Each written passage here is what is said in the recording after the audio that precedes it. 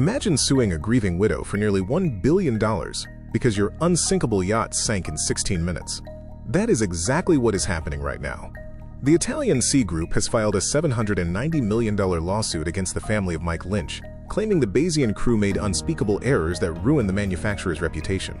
They say the data proves the crew was negligent, but we have analyzed the tracking data they are using, and it contains a fatal technical flaw, a missing data point that could prove their entire open door theory is a lie. While lawyers fight over millions in court, we are also tracking a completely different scandal in the Bahamas, where $1 million yacht has been left to rot on a reef, abandoned by everyone. Today, we are exposing the legal bullying, the data errors, and the ugly truth about accountability in the superyacht world. Chapter 1. The $790 million claim. $790 million. That is the staggering price tag the Italian Sea Group has placed on its own reputation, and they are coming to collect it from a widow and a crew that barely survived a nightmare. In a move that legal experts and maritime insiders are calling cynical, desperate, and potentially calculated, the manufacturer of the Bayesian Superyacht has filed a massive lawsuit claiming that the vessel was unsinkable and that its loss was entirely due to crew negligence.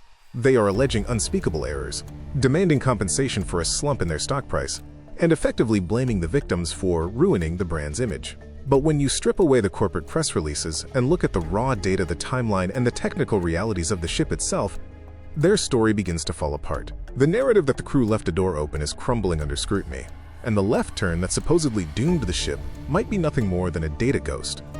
We are going deep into the filings, the flawed AIS data, and the update on that abandoned yacht in the Exumas that everyone seems to have forgotten.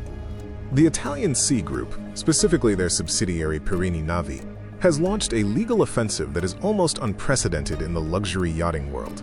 They are suing the company that owned the Bayesian, RevTom Limited, which is controlled by Angela Baccaras, the widow of Mike Lynch. Lynch, his daughter, and several others perished in this tragedy, yet the lawsuit contends that the manufacturer has suffered ruinous loss of profit and reputational damage to the tune of nearly $1 billion.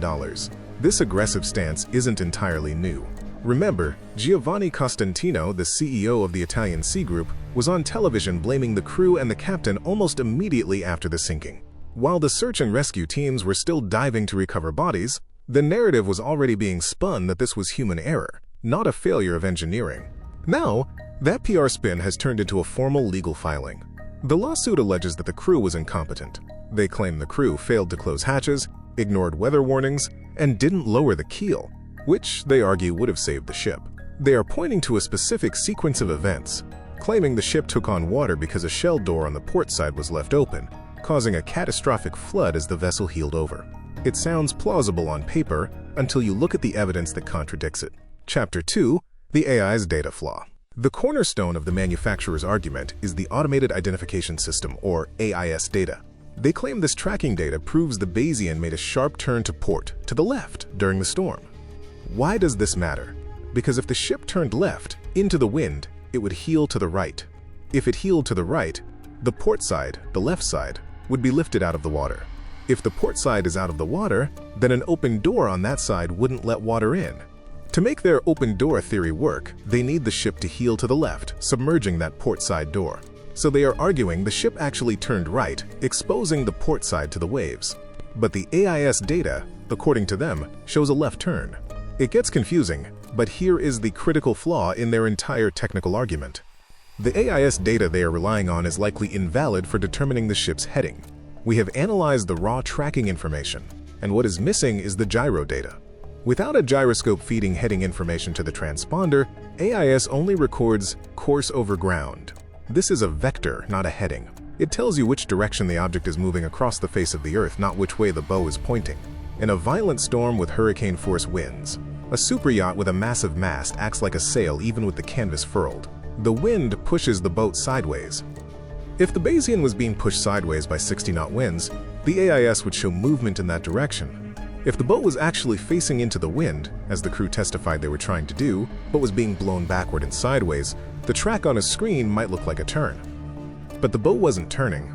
The boat was sliding. This distinction is everything. If the boat was sliding and heeling to starboard, as the physics of a downburst would suggest, then the port side was high and dry. If the port side was up in the air, then it doesn't matter if that shell door was open or closed. It wouldn't have been the primary source of water ingress. And let's not forget, When the divers finally reached the hull, reports indicated that the shell door in question was found closed. Chapter 3. The Centerboard Myth. This brings us to the second major point of contention, the retractable keel. The lawsuit and armchair experts alike have hammered the crew for not having the keel fully lowered. The argument is simple. A lower keel means a lower center of gravity, which means more stability. Therefore, if the keel was up, the crew was negligent. But this ignores the operating manual of the Bayesian itself. The documentation for this specific vessel states that the keel should be raised when the ship is under engine power or when it is navigating in shallow waters. It is designed to be a performance sailing feature, specifically to improve upwind performance under sail. It is not a storm survival switch that you just flip in an emergency. Lowering a keel of that size is not instant. It is a massive hydraulic operation that takes time the crew did not have. When a downburst hits, the priority is not tweaking the underwater appendages, it is gaining steerage. The crew testified that their primary focus was getting the engines running and the generators online so they could turn the bow into the wind. This is standard seamanship. If you can point the bow into the waves, you survive. If you are caught broadside, you capsize. They were fighting for control of the ship's orientation, which relies on propulsion. The keel position was likely a secondary concern, and, according to the ship's own protocols for being under engine, it was in the correct position. The idea that a crew fighting for their lives in a sudden, violent squall forgot to press a button is a gross oversimplification of maritime crisis management. Furthermore, we have to look at the timing of this lawsuit. It was filed just as the Italian prosecutors were beginning their own intricate investigation. By filing a civil suit now, the Italian Sea Group is effectively trying to preempt the criminal investigation. They are putting their version of facts on the record before the official accident report is even released. It forces the defense, the widow and the surviving crew, to fight a massive, expensive legal battle on two fronts. They have to defend themselves against potential manslaughter charges from the state, and simultaneously defend against a nearly billion-dollar bankruptcy-inducing claim from the manufacturer.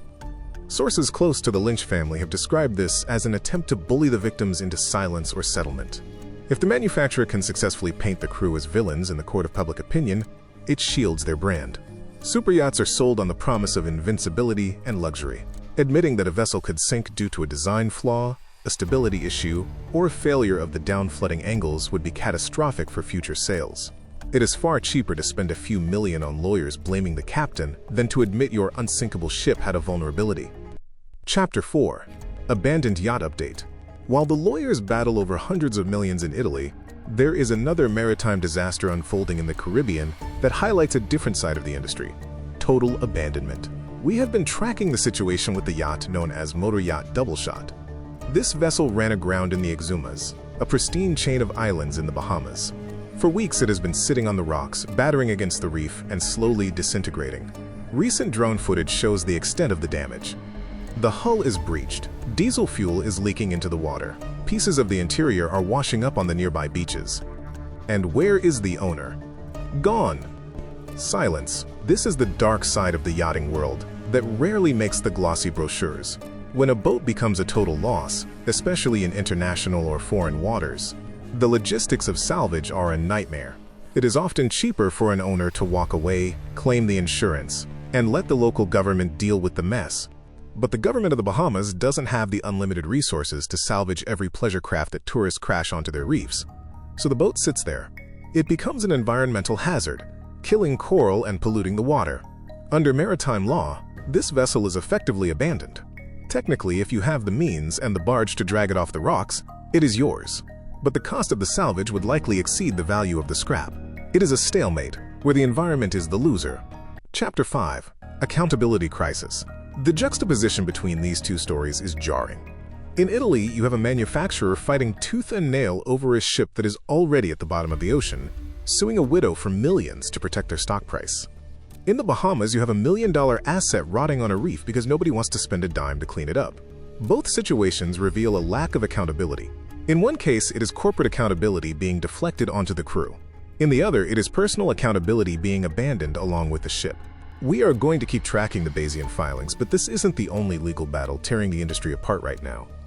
If you think this $790 million claim is messy, you need to see the truth about the Nautistyles versus Bayesian Yachts lawsuit. We have a full breakdown of that case and how it exposed the dark side of yacht marketing. It is all in our Superyacht Files playlist. Click the box on your screen right now to watch the Nautistyles investigation next. I'll see you in there.